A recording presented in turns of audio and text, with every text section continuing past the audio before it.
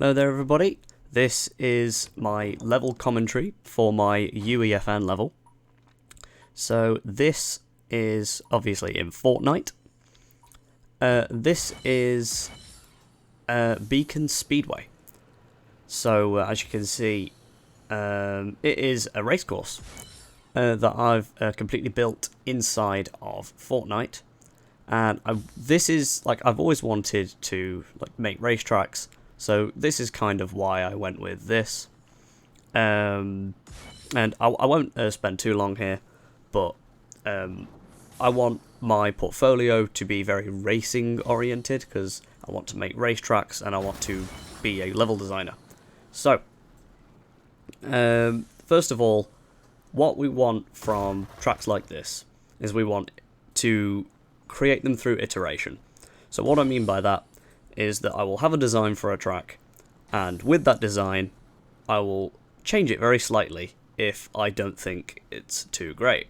And the first design of this wasn't amazing, but that's why we make things. And you should never fall in love with the first thing that you draw.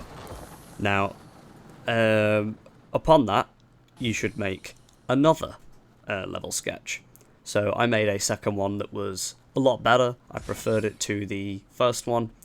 And I just think it just works a bit better because there's more variance in the track, there's elevation and jumps and difficult turns and just a nice mix. It makes it feel more like a racetrack.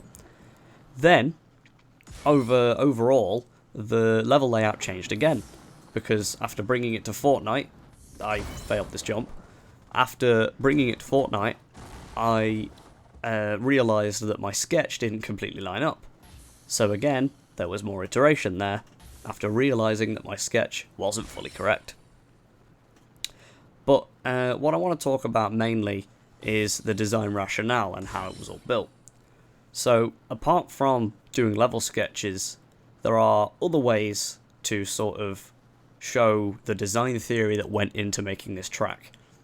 So first of all, I've added affordance. So the first sort of design theory I will go over is affordance. And what I mean by affordance is sort of guiding the player through the level so they don't get lost or confused or anything like that. So you'll see these glowing arrow signs throughout the entire track, right? And that's to sort of divert the player around the map so they know where they're going.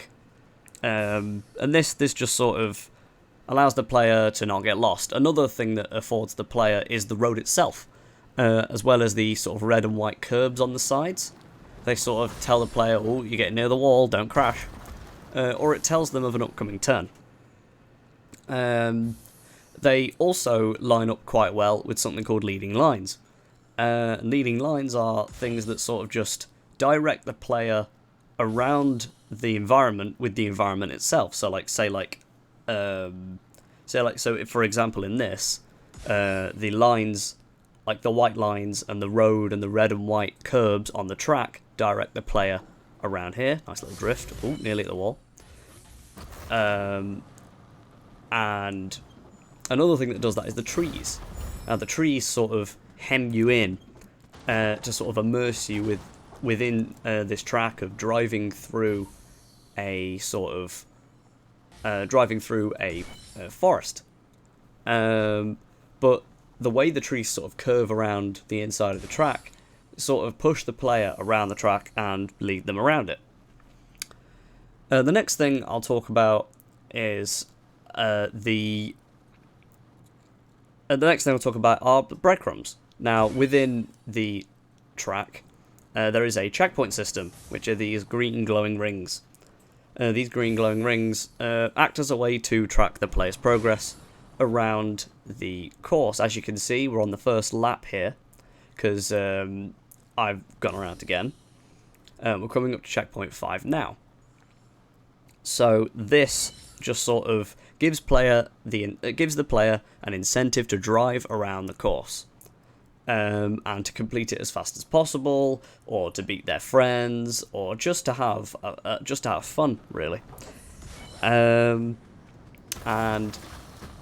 other things that are on this track are landmarks and focal points. One of the first landmarks really is this rock structure here.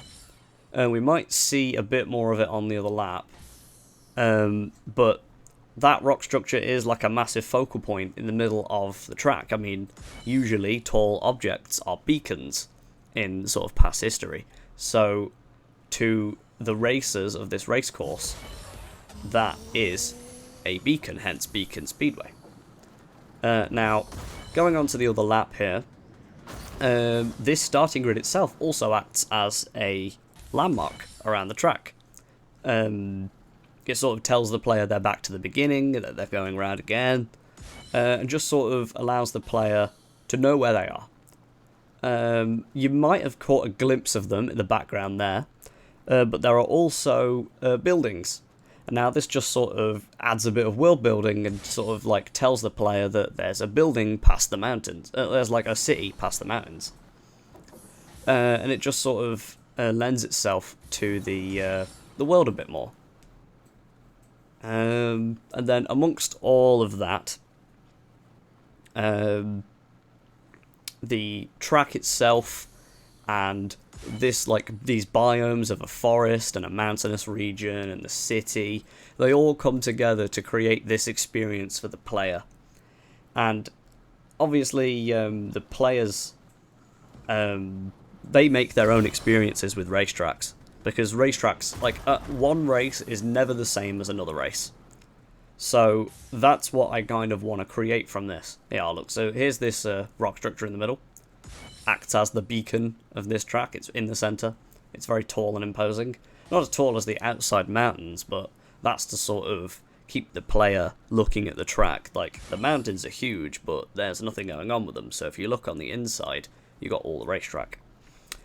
But yeah, that's been this like commentary over this racetrack. Thank you for watching. I've enjoyed making this as a whole. So yeah, see you guys later. Goodbye.